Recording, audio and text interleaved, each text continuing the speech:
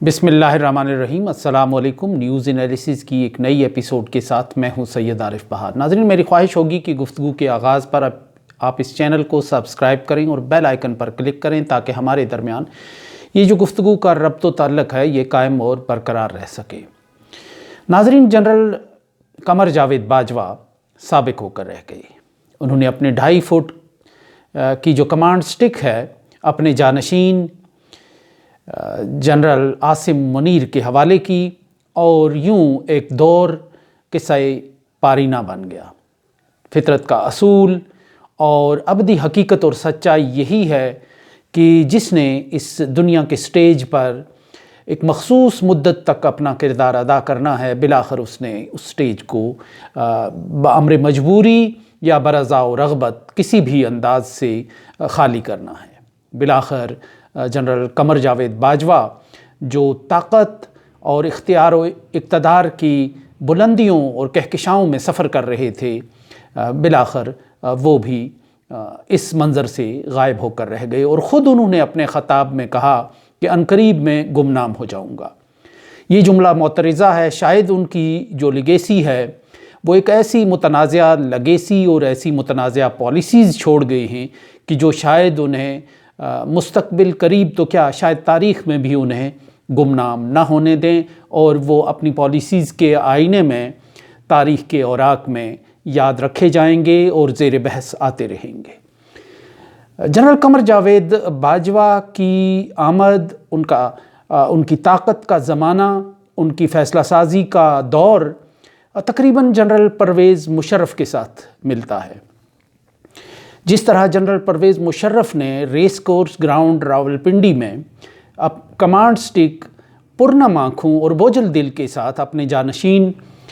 General Ashfaq Pervez Kayani کے حوالے کی تھی، کچھ تقریباً یہ اسی کا ایک ایکشن ریپلے معلوم ہو رہا تھا۔ اسی طرح تقریب میں اداسی تھی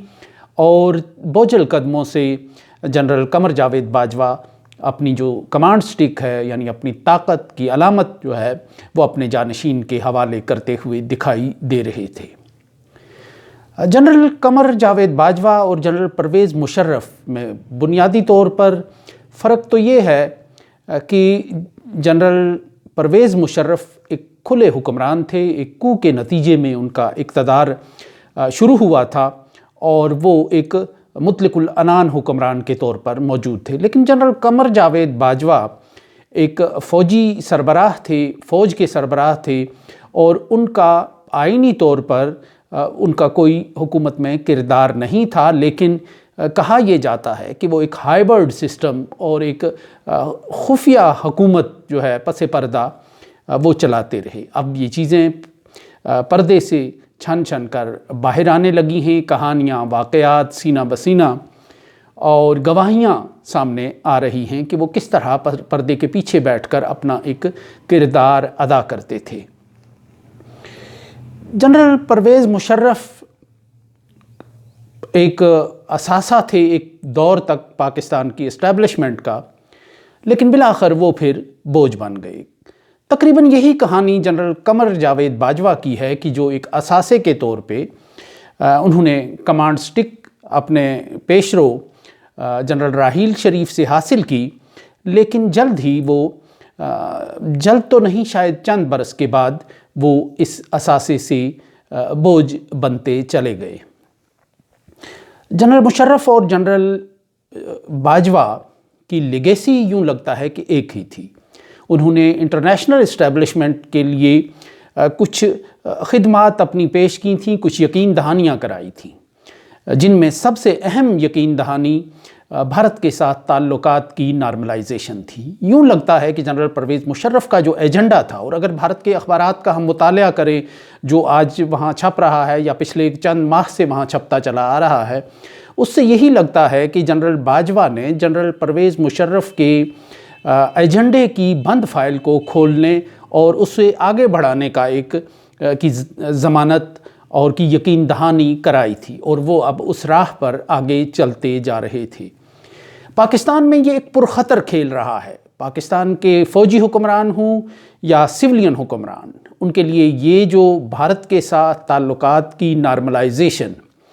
یہ یاد رہے کہ اس نارملائزیشن میں جو بنیادی ایشو ہے پاکستان اور بھارت کا، جس پہ جنگیں بھی ہوئی، جس پہ کشیدگی بھی ہوئی، جس پہ پراکسی وارز بھی چلتی رہیں، اور جس پہ دونوں ملکوں میں ایک کشمکش کی سی کیفیت ہے، اس میں اس کا کوئی باعزت اور بامعنی حل نہیں ہوتا۔ یہ بھارت کی شرائط پر بھارت کے ساتھ معاملات طے کرنے کی کہانی ہوتی ہے جو انکہی ہی رہ جاتی ہے۔ جنرل پرویز مشرف نے یہی بارگراں انٹرنیشنل اسٹیبلشمنٹ بالخصوص امریکہ کے دباؤ پر اٹھانے کا فیصلہ کیا تو وہ ایک اثاثے سے بوجھ بنتے چلے گئے۔ ان کا یہ قدم بارودی سرنگوں پر ایک رقص کی مانند رہا۔ یہ ایک ایسا پرخطر راستہ ہے کہ جس میں پیچھے مڑ کر دیکھنے والے جادو کے ہو کر رہ جاتے ہیں اور پتھر بن کر رہ جاتے ہیں۔ جنرل پرویز مشرف کے ساتھ یہی ہوا۔ 2003 میں وہ امریکہ گئے، کیمپ ڈیوڈ میں، جہاں صدر بش چھٹیاں گزار رہے تھے، انہیں بلایا گیا اور پروٹوکول دیا گیا، اور اس ویڈیو کے تھم نیل پہ وہ تصویر یادگار ہوگی کہ جب جنرل پرویز مشرف بش کے ساتھ کیمپ ڈیوڈ کی ایک جنت میں چہل قدمی کرتے ہوئے نظر آ رہے ہیں۔ یہاں جنرل پرویز مشرف کو عالمی اسٹیبلشمنٹ نے پوری طرح شیشے میں اتارا اور ان کو ایک ایجنڈا تھمایا اور ان کو امن کے نوبل پرائز کا ایک جھانسا دیا کہ اگر وہ یہ کام کر جائیں، ایشیا میں امن قائم کریں، بر صغیر میں امن قائم کریں، بھارت کے ساتھ اپنے تعلقات کو نارمل کریں اور اپنے اختلافات کو اور اپنے اصولی موقف کو فریز کر دیں، تو انہیں ایک ایشیا میں ایک امن پسند رہنما کے طور پر تاریخ یاد رکھے گی۔ انہیں شاہ حسین کے حوالے دیے گئے اردن کے، اور انہیں یاسر عرفات کے حوالے دیے گئے کہ وہ تاریخ میں امر ہو کر رہ گئے ہیں۔ انہوں نے اسرائیل کے ساتھ خطے میں امن کے لیے ایک کردار ادا کیا۔ جنرل پرویز مشرف اس پیس نوبل پرائز کے پیچھے بھاگتے چلے گئے۔ یہیں سے ان کے اپنے حلقہ اثر، اپنے حلقہ حامیان، اپنے ہمدردوں کے ساتھ یا اپنے حلقہ انتخاب کے ساتھ ایک کشمکش کا آغاز ہوتا چلا گیا، اور حقیقت میں یہی جنرل پرویز مشرف کے بوجھ بننے کا آغاز تھا۔ کچھ ایسا ہی جنرل قمر جاوید باجوہ کے ساتھ ہوا کہ جب 2019 میں بیک وقت پاکستان کے سیاسی اور فوجی حکمران دونوں سیاسی حکمران عمران خان اور پاکستان کی فوج کے سربراہ واشنگٹن میں موجود تھے۔ عمران خان کو جلسے جلوس جو ان کی پسند کا ایک سبجیکٹ ہے اس طرف لگا دیا گیا، اور وہ ایک بہت بڑے جلسے سے خطاب کرنے کی دھن میں مگن رہے، اس ماحول میں مسحور کن ماحول میں وہ گم رہے۔ لیکن سائیڈ کے طور پہ جنرل قمر جاوید باجوہ سینٹ کام میں پرتپاک اور والہانہ استقبال وصول کرتے رہے۔ ان کا سرخ قالین بچھا کر استقبال کیا گیا اور انہیں سلامی دی گئی، انہیں گارڈ آف آنر دیا گیا، اور یہیں پاکستان کے لیے اگلے ایجنڈے کو سیٹ کیا گیا۔ یعنی سینٹ کام میں اصل فیصلہ وہ ہوا، جنرل جو عمران خان تھے وہ تو ورلڈ کپ جیتنے کے عوامی سطح پر اس چکر میں ادھر مصروف رہے، لیکن پاکستان کو اسٹریٹجک اعتبار سے آگے لے جانے اور اس کی ڈائریکشن سیٹ کرنے کے فیصلے سینٹ کام میں اس وقت ہوئے۔ اور یوں ایک جنرل پرویز مشرف کی طرح جنرل قمر جاوید باجوہ نے ایک بہت بڑا رول اپنے لیے پسند کیا، ایک بہت بڑا اور بھاری پتھر اٹھانے کا فیصلہ کیا۔ یہیں سے جنرل قمر جاوید باجوہ کے اثاثے سے بوجھ بننے کا ایک عمل بہت آہستہ روی کے ساتھ شروع ہوا۔ وہ چونکہ فوج کے سربراہ تھے، اس لیے ان کا، اور وہ ایک فوجی حکمران نہیں تھے مشرف کی طرح، اس لیے یہ عمل بہت سلو رہا۔ آگے چل کر تقریباً دونوں جنرل پرویز مشرف اور جنرل قمر جاوید باجوہ کا جو انجام ہے وہ تقریباً ایک جیسا ہوا۔ دونوں کے دلوں میں ایک استعفیٰ لینے کی خواہش بیدار ہوئی۔ جنرل پرویز مشرف کے دل میں اس وقت کے chief justice of Pakistan justice Iftikhar Muhammad Chaudhry کو مستعفی کرانے کی خواہش پیدا ہوئی، اور چونکہ وہ کچھ فیصلے لینا چاہتے تھے اور افتخار محمد چودھری ان فیصلوں کی راہ میں رکاوٹ تھے، اس لیے ایک شام انہیں بلا کر آرمی ہاؤس میں استعفیٰ طلب کیا گیا۔ لیکن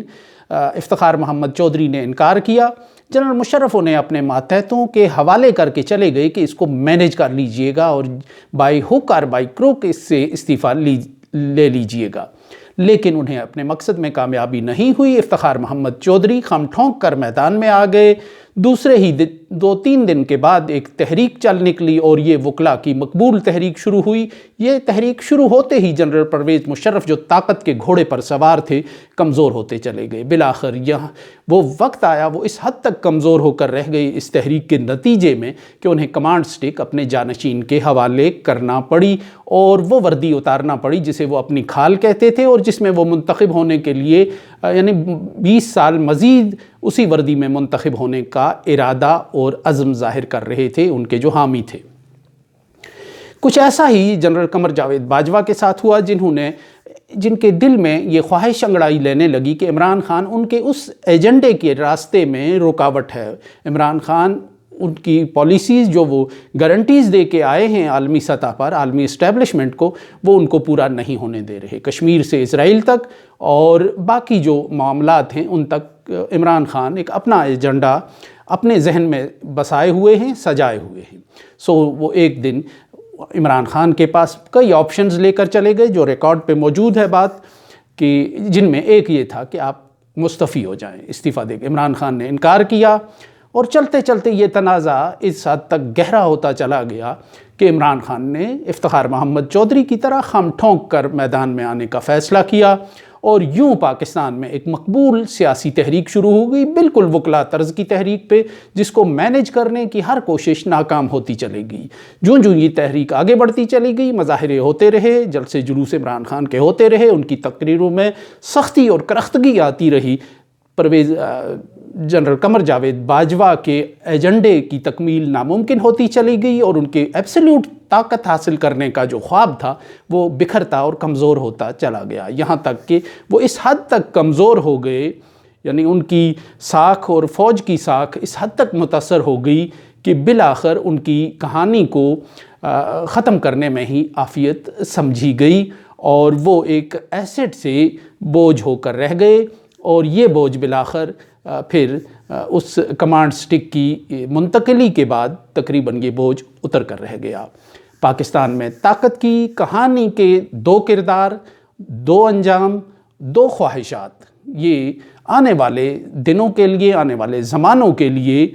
یہ ایک راہ عمل بھی ہے اور ایک سبق بھی ہے۔ اس کے ساتھ ہی اجازت دیجیے، اللہ نگہبان۔